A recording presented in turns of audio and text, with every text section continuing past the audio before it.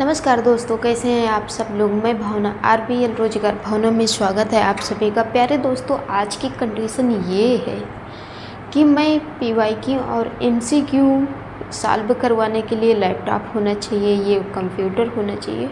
तो मेरे पास बिल्कुल कुछ नहीं है। अगर आप लोग हमसे इच्छुक हैं पढ़ने के लिए, तो मैं जिस तरीके से आप लोगों के लिए मेहनत करती हूँ, इसी तरीके से आप लोग भी मेरा सपोर्ट कीजिए ताकि मैं आप लोगों के लिए कुछ अच्छा कर सकूँ। तो आइए, अभी तक हम लोग MCQ और PYQ सॉल्व कराते थे, बट लैपटॉप न होने की वजह से मेरे पास MCQ और PYQ बिल्कुल नहीं सॉल्व हो पाएंगे, क्योंकि बनाने होते हैं और पेनड्राइड में लगा के तभी हम यहाँ आपको करवा पाते हैं। लेकिन मेरे पास ऐसी कोई सुविधा नहीं है। जिसका था उन्होंने मुझसे ले लिया, कोई बात नहीं, भगवान भला करेंगे, सभी के मालिक भगवान होते हैं।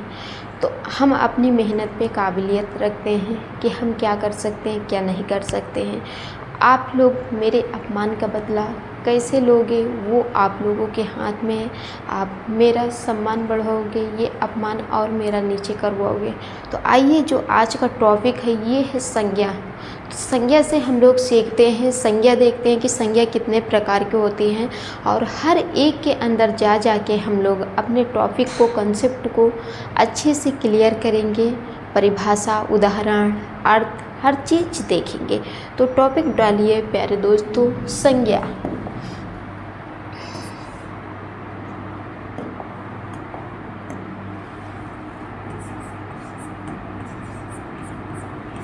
संज्ञा, उम्मीद करते हैं कि यहाँ तक आपको दिखता होगा। दिख रहा है संज्ञा, ये नहीं दिख रहा है? हाँ, बिल्कुल दिख रहा है। तो चलिए स्टार्ट करते हैं अपनी क्लास को और देखते हैं संज्ञा की जो परिभाषा है, वो संज्ञा की परिभाषा क्या है। जो संज्ञा की परिभाषा है वो परिभाषा है किसी व्यक्ति, वस्तु, स्थान, स्थिति, गुण अथवा भाव के नाम का बोध कराने वाले शब्दों को संज्ञा कहते हैं। संज्ञा शब्दों के बिना भाषा का बनना असंभव है। जैसे कि अर्चना का घर इंदौर में है। क्लियर? एक और ऑप्शन दे दें, उदाहरण दे दें। जैसे गंगा हिंदुओं की पवित्र नदी है। गंगा जो है हमारी, ये हिंदुओं के लिए पवित्र नदी है। तो इस तरीके से हम लोग अपने कॉन्सेप्ट को क्लियर करेंगे और परिभाषा को देखेंगे। तो आइए देखते हैं संज्ञा की परिभाषा।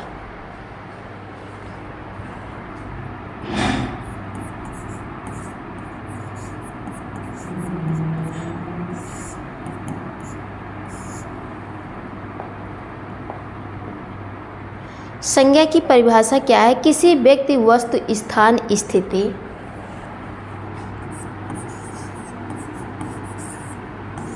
किसी व्यक्ति,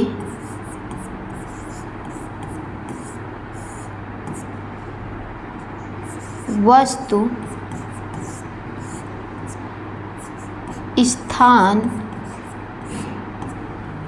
स्थिति, किसी व्यक्ति, वस्तु, स्थान, स्थिति,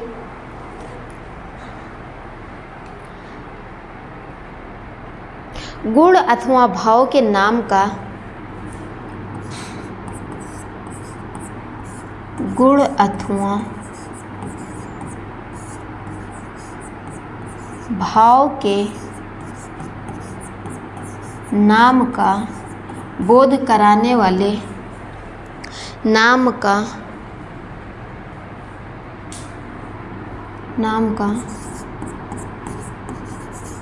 बोध कराने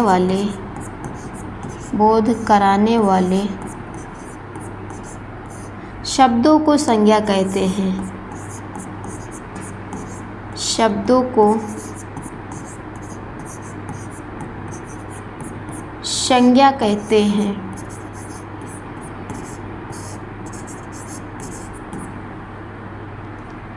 शब्दों को संज्ञा कहते हैं।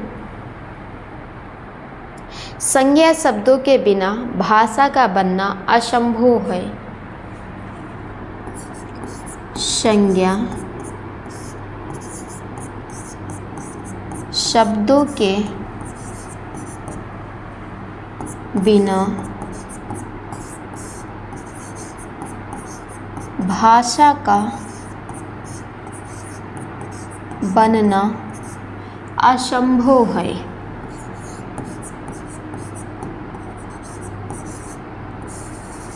असंभव है। जैसे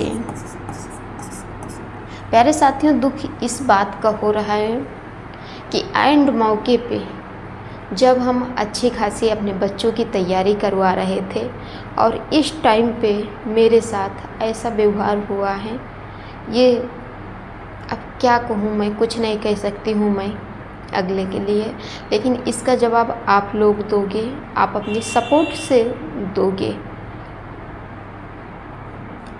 इस अपमान का बदला मुझे उम्मीद है कि आप लोग ज़रूर लोगे। बस आपसे हमें कुछ नहीं चाहिए, आप वीडियो को ज़्यादा से ज़्यादा शेयर करिए और लाइक कीजिए, क्लास को सब्सक्राइब कीजिए। बाकी और कोई सपोर्ट नहीं चाहिए मुझे, बस इतना ही सपोर्ट चाहिए। जैसे अर्चना का घर इंदौर में है। अर्चना का घर इंदौर में है। नेक्स्ट है, दूसरा उदाहरण देख लेते हैं। दूसरा है, गंगा हिंदुओं की पवित्र नदी है। गंगा हिंदुओं की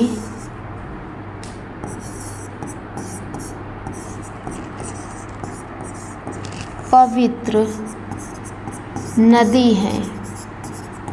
गंगा हिंदुओं की पवित्र नदी है। क्लियर? तो संज्ञा की जो परिभाषा है हमारी वो क्या होगी? किसी व्यक्ति, वस्तु, स्थान, स्थिति, गुण अथवा भाव के नाम का बोध कराने वाले शब्दों को संज्ञा कहते हैं। संज्ञा शब्दों के बिना भाषा का बनना असंभव है। जैसे अर्चना का घर इंदौर में है। दूसरा है उदाहरण, गंगा हिंदुओं की पवित्र नदी है। तो उम्मीद करते हैं कि यहाँ तक आप लोग हमारे साथ साथ नोट्स बनाते होंगे और नोट्स बनाने के साथ साथ आप जिस तरीके से मैं नोट कर रही हूँ इस बोर्ड पे, आप इसी तरीके से अपने नोटबुक में नोट करते होंगे। तो अगर हम लोग संज्ञा के भेद की बात करते हैं तो जो संज्ञा के भेद होते हैं वो कितने होते हैं? व्यक्तिवाचक, जातिवाचक और समूहवाचक। समूहवाचक के अंदर आता है हमारा द्रव्यवाचक संज्ञा, व्यक्तिवाचक, जातिवाचक, समूहवाचक, सही है। और समूहवाचक, द्रव्यवाचक, भाववाचक। तो संज्ञा हमारी कितने प्रकार के होते हैं? 5 प्रकार के होते हैं। क्लियर? संज्ञा के जो भेद देखने को मिलते हैं तो वो कितने मिलते हैं? 5 मिलते हैं। कौन कौन से मिलते हैं? व्यक्तिवाचक, जातिवाचक, समूहवाचक, द्रव्यवाचक और भाववाचक। बढ़े आगे अगले नेक्स्ट स्लाइड में। कमेंट करके बताइए यहाँ तक क्लियर हुआ कि नहीं हुआ।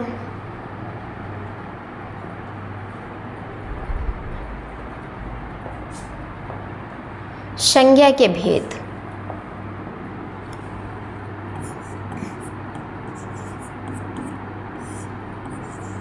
संज्ञा के भेद। जो संज्ञा के भेद होते हैं वो कितने होते हैं? तो 5 होते हैं। कितने होते हैं? 5 होते हैं। फर्स्ट जो है वो कौन सा होगा? तो व्यक्तिवाचक हो जाएगा।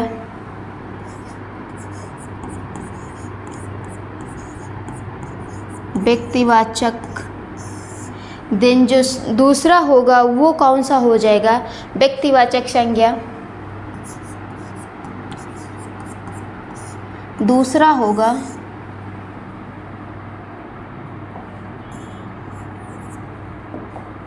सेकंड जो है वो कौन सा होगा?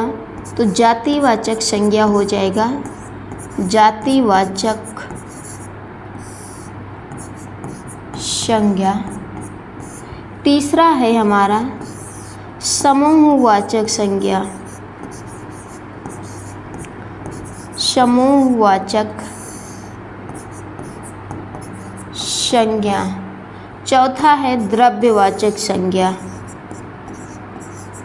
द्रव्यवाचक संज्ञा। पांचवा है भाववाचक संज्ञा। भाववाचक संज्ञा। क्लियर। तो ये थे हमारे संज्ञा के भेद। व्यक्तिवाचक संज्ञा, जातिवाचक संज्ञा, समूहवाचक संज्ञा, द्रव्यवाचक संज्ञा और भाववाचक संज्ञा। अब इनके अंदर हम लोग एक एक करके पढ़ते हैं और देखते हैं कि इनकी परिभाषा क्या है, इनका उदाहरण क्या है। तो आइए सबसे पहले हम हेडिंग डालते हैं व्यक्तिवाचक संज्ञा। क्लियर। तो अगले नेक्स्ट स्लाइड में उम्मीद करते हैं कि यहाँ तक नोट हो गया होगा आप लोगों का।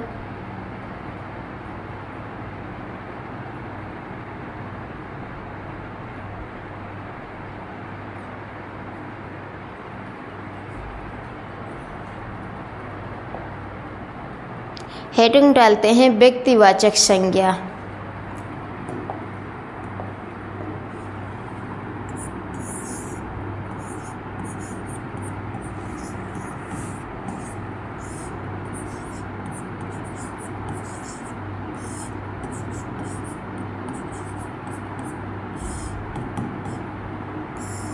व्यक्तिवाचक संज्ञा। साथियों, जो व्यक्तिवाचक संज्ञा है इसकी परिभाषा क्या होगी? जो संज्ञा शब्द किसी एक व्यक्ति, वस्तु या स्थान का बोध कराते हैं उन्हें व्यक्तिवाचक संज्ञा कहते हैं। क्लियर। परिभाषा क्या है? जो संज्ञा शब्द किसी एक व्यक्ति, वस्तु या स्थान का बोध कराते हैं उन्हें व्यक्तिवाचक संज्ञा कहते हैं। जैसे महात्मा गांधी, जवाहरलाल नेहरू, सीता राम आदि व्यक्तियों के नाम होते हैं। स्थान में देखिए तो दिल्ली, गुजरात, असम आदि ये स्थानों के नाम हैं। रामायण, साकेत, कायमनी आदि ग्रंथों के नाम हैं। क्लियर। तो आइए देखते हैं व्यक्तिवाचक की परिभाषा क्या है। जो संज्ञा शब्द किसी व्यक्ति,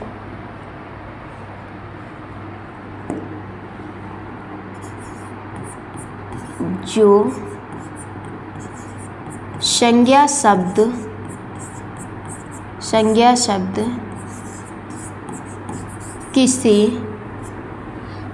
संज्ञा शब्द किसी एक व्यक्ति, वस्तु, किसी एक व्यक्ति, वस्तु या स्थान का बोध कराते हैं,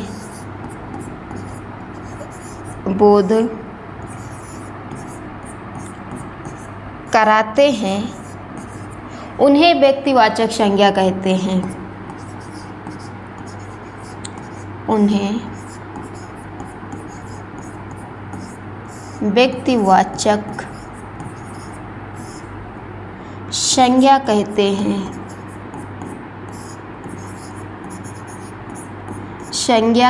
हैं।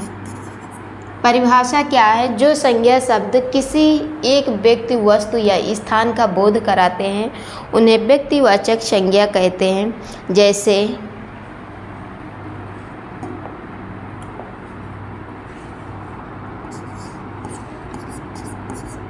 जैसे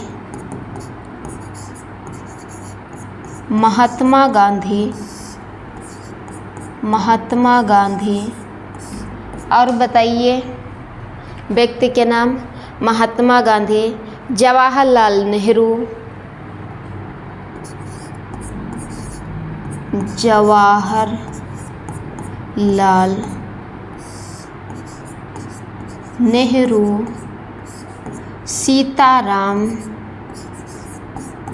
सीताराम आदि।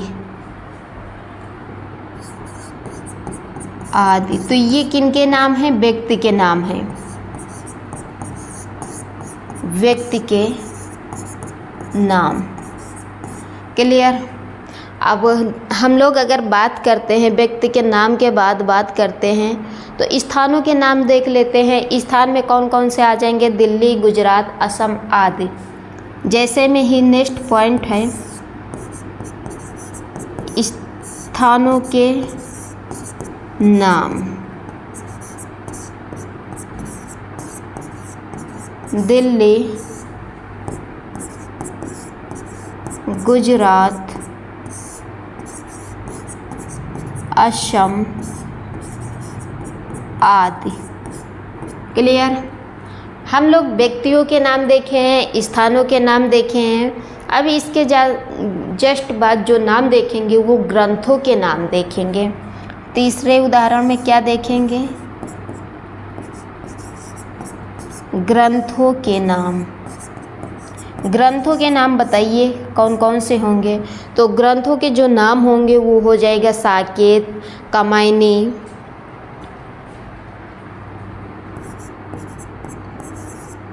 साकेत। साकेत के बाद और कौन सा ग्रंथ हो जाएगा? जो साकेत के बाद नेक्स्ट ग्रंथ होगा वो कौन सा हो जाएगा? तो कामायनी हो जाएगा। कामायनी आदि ये क्या है हमारे? तो ये ग्रंथों के नाम हैं। तो उम्मीद करते हैं कि यहाँ तक आप लोग हमारे साथ साथ नोट किए होंगे। और नोट करने के बाद ये रही हमारी व्यक्तिवाचक संज्ञा की परिभाषा और उदाहरण हम लोग देखे हैं। अगली जो नेक्स्ट हेडिंग होगी वो जातिवाचक संज्ञा होगी। तो आज थोड़ा मूड अपसेट है, इस वजह से आज इतनी ही क्लास होगी। अगले नेक्स्ट क्लास आपके साथ ऐसे ही कुछ भी हो जाए लेकिन पढ़ाना मैं बंद नहीं करूँगी आप लोगों के लिए। लोग लैपटॉप नहीं देंगे कोई फ़र्क नहीं पड़ता है, कुछ नहीं होता है। तो आप लोगों के प्यार सपोर्ट से लैपटॉप ही तो है ना, आज नहीं कल से ही हो जाएगा कभी ना कभी। अगर आप लोग अपना प्यार बरकरार ऐसे ही रखोगे तो हो जाएगा कभी ना कभी।